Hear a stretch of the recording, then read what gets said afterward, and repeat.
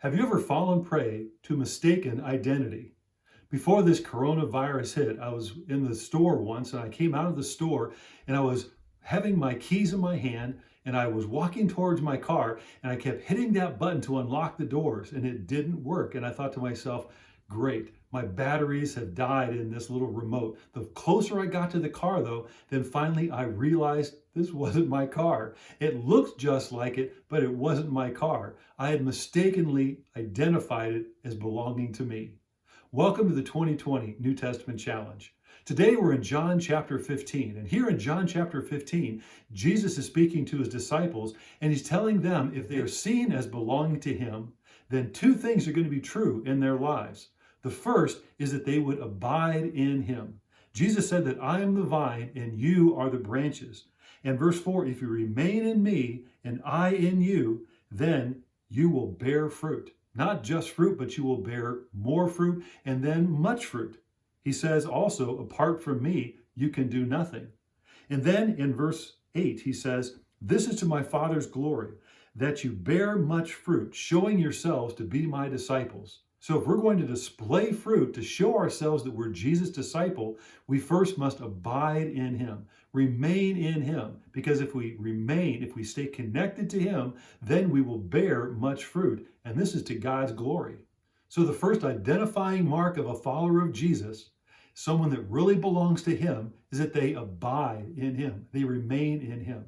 The second, Jesus says, is that you abound in love. In verse 12, Jesus said, my command is this, love each other as I have loved you.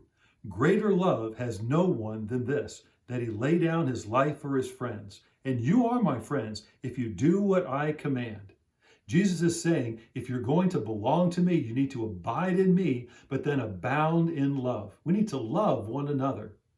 Out in California, there are great redwood trees. Now, these are some of the great wonders of the world because these trees are the largest and the tallest trees in the world. They can grow 400 feet tall. That's the same as a 37-story skyscraper. Can you imagine standing at the base and just looking up? We wouldn't be able to see the top of it. Well, these great redwood trees are enormous, but you would think that the taller you go, the foundation has to be that much deeper as well. In building, it's always to go tall, you gotta go deep. But with the redwood trees, their root systems don't go deep. They're actually very shallow. They only go to 5 to 6 feet deep.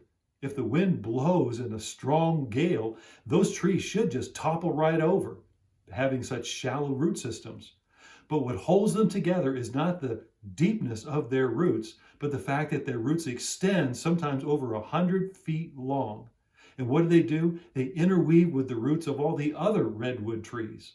And so the secret to the strength of the redwood tree is the fact that they are all interconnected together. They're holding each other up. So when the storms come, they aren't blown over because they're supporting each other. Jesus said, if you're going to be fruitful and show yourself to be my disciple, you need to abide in me and abound in love. Sometimes it's hard to determine who is real and who is not. Adversity oftentimes brings out a person's true identity, much like a sponge. When the pressure's on, you really see what's inside. For believers, it should be abiding in Christ when the storm comes and abounding in love. In difficulty, in the hard times, we stay connected together. We love one another.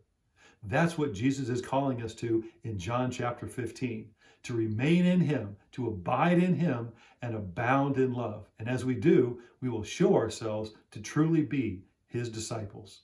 Thank you for joining the 2020 New Testament Challenge.